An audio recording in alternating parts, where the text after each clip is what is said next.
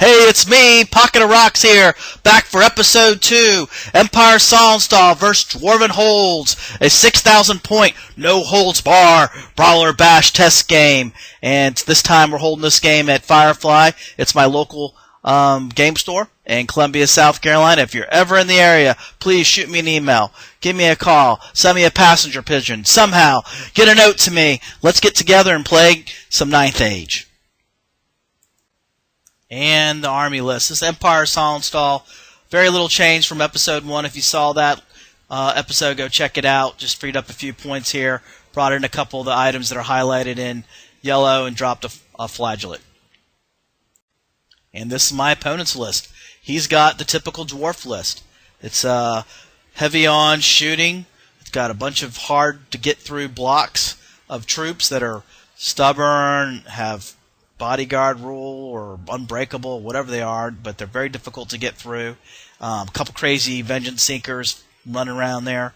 He's going to have them on the outside, and it's going to be a challenge. So this list is played by Chris. He's one of my club mates, and he put it together just to throw it at me so we could do this video and see how I do. So this is what the table looks like at deployment. Chris won the roll-off. He decides that he is going to deploy first. He takes the top half of the table up here. I'm left with the south half of the table. I'm thinking that he's probably going to deploy his troops in this area here with most of his shooting. I'm looking at using the houses and the buildings and the table to provide me with some cover, and we'll see how it works out.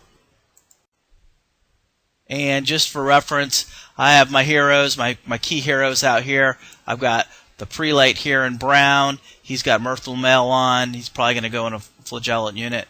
This guy is my other prelate. He's also got the wizard hood. I rolled up pyromancy for my magic. Knight commander with pickaxe, BSB, and knight commander with Sonstahl. Not pictured as my general, but he's a knight commander, and he has a purple cloak on. You'll see him a little bit later. And these are Chris's heroes. This is his king. He's working on that guy. He really didn't want me to take a picture of it because he's still working on it, so give him a break on that one. And he's got a runesmith, and this is his BSB here. So Chris deploys kind of like I thought. He puts his war machines in the middle. He puts blocks of troops. These are supported by these handgunners here. These guys proved to cause me a lot of trouble later on this game. He forgot one of his volley guns at home, so he took over one of my volley guns here that he borrowed with Leonardo, the traitor, who's going to be fighting for the dwarfs this game. He'll pay later. And he's got his king's unit here. And this gives you a little bit better look at his deployment. You'll notice he put a few vengeance seekers out here on his flank. A little bit closer view of what they look like. And this is what my deployment looks like. As you can see, I went heavy with my cavalry block here in the middle. This is my knight commander, my general, my BSB. This is my main block of knights, the knightly orders. I've got the flagellates on both sides with some militia there that I'm hoping to maybe chaff some stuff up with. I don't know. And flank is protected by the black knights on the left side of the picture. And over here on the right side of the screen, you can see I've got 2 units of readers, 1 in black I need to paint, sorry about that, 2 small units of 6 units of knights here, and that's kind of what it looks like. A few more pictures here for reference.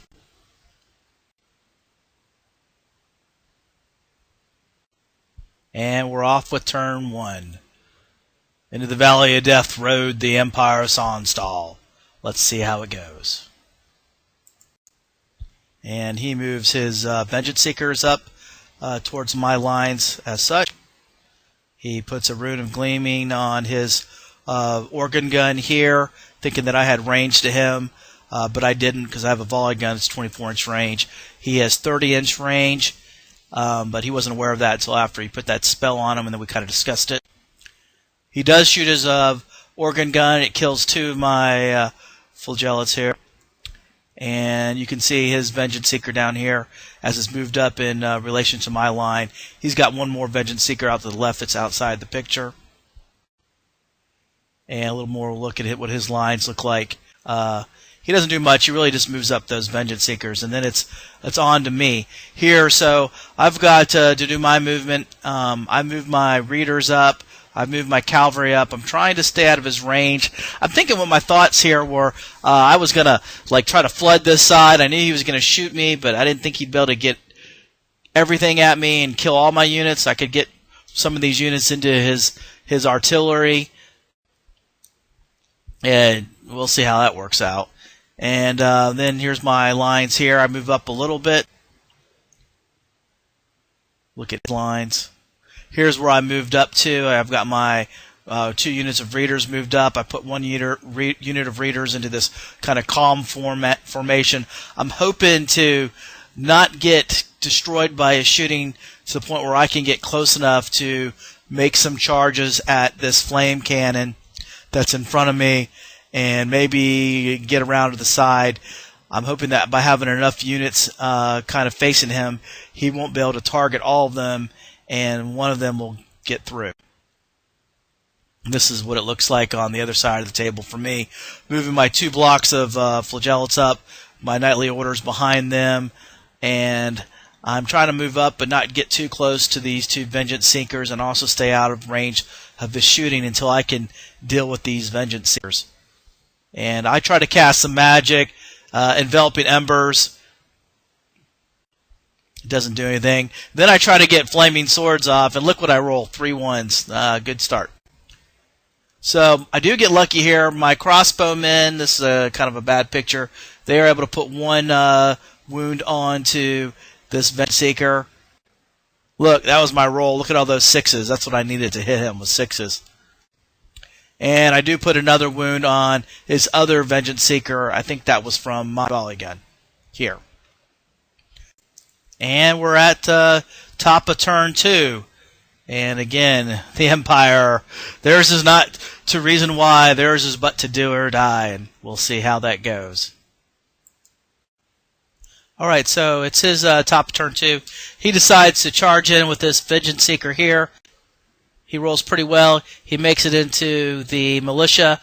They do get a wound off on him while he charges in, so that's pretty good. He moves up his other Vengeance Seeker as such there. Then he cast some runes of protection again on his organ gun. I think that was pretty much all the magic he did. The rest of his lines stay where they are there. And here I believe was a roll for maybe his flame cannon. He decides that he's going to start targeting my cavalry. Sorry for the weird kind of orientations on the pictures. Not really sure what was going on with my camera here. He ends up taking out 3 of these Readers. Fortunately, I just barely passed the leadership check, and I don't cause a mass panic and flee for my knights that are all close together. Then he rolls 2 5s, which is basically the perfect number of shots that he can get for his organ gun. That's 20 shots. He puts them all into this unit of knights here. I'm thinking, well, they're dead. I got to roll this many saves, and for me to save, I need a 4, 5, or 6. And look how many 4, 5s, and 6 I roll. Only 1 1. 1 fail. So 1 guy dies, and it's not enough to cause a panic. So they're still good. Thinking, well, this is pretty good. But then, in vengeance, his handgunners open up on the Readers here, and he kills every one of them. And I can't save any of them. These guys are like, well, ha, ha, ha. We'll show you. They're dead. And we move on to the close combat phase of the turn. And the Vengeance Seeker goes first, kills a whole rank, whole 5 guys out of the militia just like that. Militia don't do anything back, and they flee in the direction of the tape here, we decide. They end up down here, running away. His Vengeance Seeker is just out of sight of the flagellate block that's next to him, inside of the Knightly Orders block, inside of the other flagellate block. So we'll see how that works out. So in my turn, I charge my group of Black Knights in towards his Vengeance Seeker here. This Knight block decides that we don't want any more of that shooting. They turn around and move towards my end of the table to get out of the range. Sorry about this blurry picture here. The other readers, they move behind the building to hide. I decide that I'm not going to be able to make any progress on that side of the table against all the shooting. The militia are able to rally themselves, and my 2 blocks of flagellates move up slightly here. This blurry picture shows the volley gun destroying the Vengeance Seeker that was on the left side of the table, and then over here this Vengeance Seeker dies to my Black Knights, and they reform to face towards the center of the table. So we're on to turn 3, forward the Light Brigade. So not much movement on his side. Really all he does is he tries to get off some magic. He gets a Rune of Gleaming. Nothing significant going on. And then he goes into shooting. This is where really the action starts to happen for him. So he shoots a cannon. He's picking on one of the flagellate units, kills 3 guys, goes to the organ gun, kills at least 4 more guys with that, calls in the flame cannon. It goes to work. It knocks out, looks like 4 more guys, and then bam! And then bam! The catapult goes to work, knocks out 5 more guys. I only got 5 guys left in that unit. We go down to top of my turn, and I decide to charge in with both my units of flagellates. I only have 5 on the left side there. I can't take any more shooting. I got to get into combat before he opens up with his volley guns and all those other guns again. Problem is I'm a long way away from him, and those are long charges, but I decide to risk it. This unit charges in. I roll a 9. They make it, but unfortunately, the other unit didn't make it, so they set up. This unit didn't make it. They only stumble forward a few inches, and that's not looking too good for me there. I decide to hide my knights behind this house a little bit more, get them out of shooting, try to preserve them for maybe later in the game. At least maybe they can hold this table quarter. I don't know what they're going to do. I move up my Black Knights behind this forest. I didn't want to march to the forest to take dangerous terrain tests, so I just moved them up right behind it to give them a little bit of cover. And then I go and move my Knightly Order Knights up with my General and BSB up near my flagellates there to see if they can get a little bit closer, but not too close to his cannons. At least if they're shooting at me, I want them to be at long range. Now that unit does have the, I think it's the Cursed Icon, so they're 5+ ward save against shooting. That's helpful. And that red chip that's in there, that just signifies that that's the unit that he selected to have hatred on, and that'll come back to play later in the game, as we'll see. Here, I move the Blue Knights, looks like back. I move the militia behind this tower, so they have some cover. So I really have got no pressure applied to the left side of his lines. That plan kind of failed when he just laid into me with all his guns. So I move these knights behind the building here. They're hiding with the remnants of that reader unit. We go into combat, or magic, I'm sorry. I cast Flaming Swords, and yes, that is a miscast on 3 dice.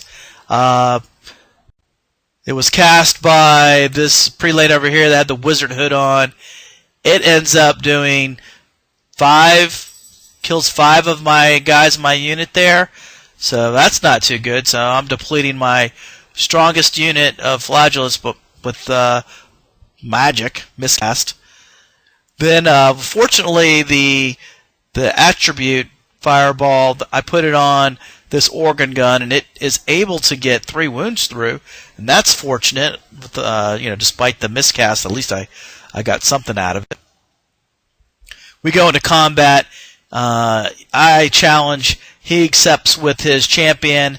My prelate kills his champion, but then he comes back with a pain train, kills off the entire unit. That's the combat resolution. I'm the one with 3. He's the one with a whole lot. My guy, of course, runs and He's now out in the open, and he's also in the way of the Knightly Orders, which is just to the south of him. So we move into turn 4 here, and his lines look like this. He moves back, actually, behind this wall here. He's got his general standing on the wall there. Get some more cover from my cavalry. If I were to charge in, I'd have to take some dangerous terrain over that. He moves up his, I think it's a deep watch here on the left. They move up into support of his other troops. So he's trying to position them so if I move my cavalry up, he might be able to get into the flank. Does some runes of gleaming here and runes of resilience. I wasn't able to stop any of his magic this phase, it looks like. One good thing does happen. I believe his flame cannon misfires here. Can't shoot the rest of the game. And this just gives you an idea of how my little priest guy is there blocking the way for my knight. He opens up, it looks like, with his catapult and his cannon, and he knocks out, between the two of them, looks like one knight. And then he goes to the traitor, Leonardo, who opens up on my large block of surviving flagellates, which I really need, and he takes out a huge hunk of them. Looks like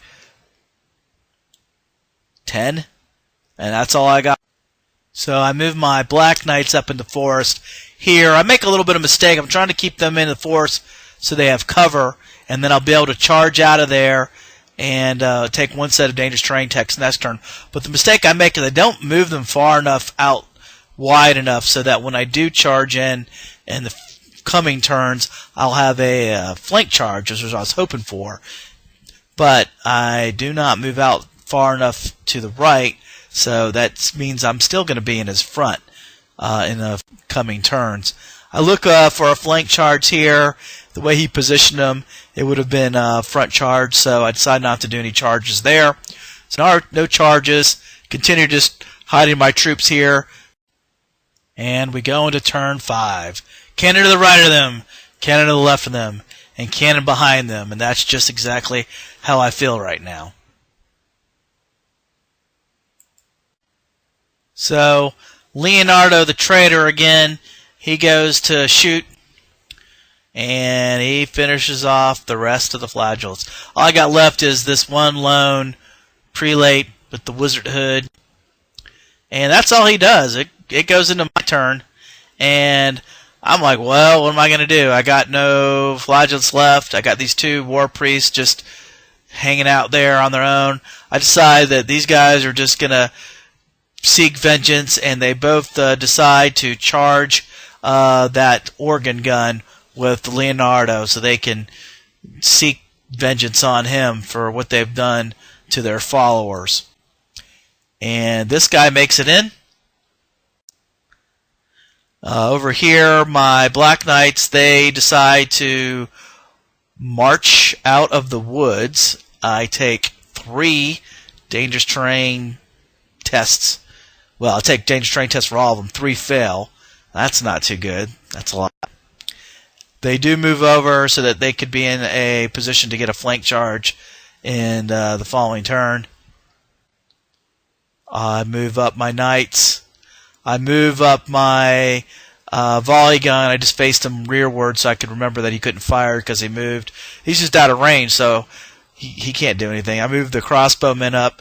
They're also out of range. Just trying to see if maybe they'll be able to do something in the last turn of the game. And on the left side of the table, I move these knights back around. They get back in range of all the shooting. I'm hoping that maybe I can get them in a position to maybe do a rear charge on those deep watch going forward. And I just hide this unit because I think that just conserving the points is the wise thing to do. I get a few blessings off on my war priest here that's in the battle with this organ gun. And that's what that looks like. Looks like I got a bound spell off on that priest. we go to fight. I think I do 1 wound. He's got 1 wound left on this organ gun, but it's not enough to kill this unit off. So there are. And we go into turn 6. Will the glory fade? We'll find out. So this is what the table looks like at Dwarf turn 6, top of 6. As you can see, yeah, it's a pretty interesting looking little battle going on here, but it's really gonna turn out that good for me. So he decides to charge in with his deep watch. It's kind of a long charge for a dwarf. He makes it into that remaining prelate. He turns his block of dwarfs here to face my blue knights in the rear of his deep watch. He turns this unit to face the black knights that are getting ready to charge into them. And he puts some runes on. He does some runes here of protection, so I mean there's no way I'm going to be able to charge and do anything to that unit. And then he opens up with shooting. And this time I don't make any saves. And that unit of handgunners has got to be the MVP, because they wipe out another 6-man block of knights like nothing. And they're over there laughing again at me. This unit passes its panic check. These guys pass a panic check. And he opens up a cannon, I believe. I don't think that does anything. And so that's what we're looking at. I do kill his organ gun / traitor volley gun led by the traitor Leonardo, so he does pay. But my prelate here dies, obviously, and then he's able to make a pretty large overrun into, maybe it wasn't that long of an overrun, into my knightly order unit with my general and my BSB. And that is really kind of a death blow to me, because now I'm not going to be able to charge in to the flank of that unit that's ahead of them and support the Black Knights in their fight next turn, and things are just going downhill rapidly for the Empire of Sonstahl. So I charge my prelate in to the cannon. Really nothing else he can do here. Trying to see if I can take his cannon out and get a few points. Militia, they just move backwards. With this, that's what I rolled for my charge. I needed like an 11 to get there, and I rolled a 6 and 2 5, so I just made it. I had no chance of doing anything else. I get into his flame cannon, so that's kind of fortunate.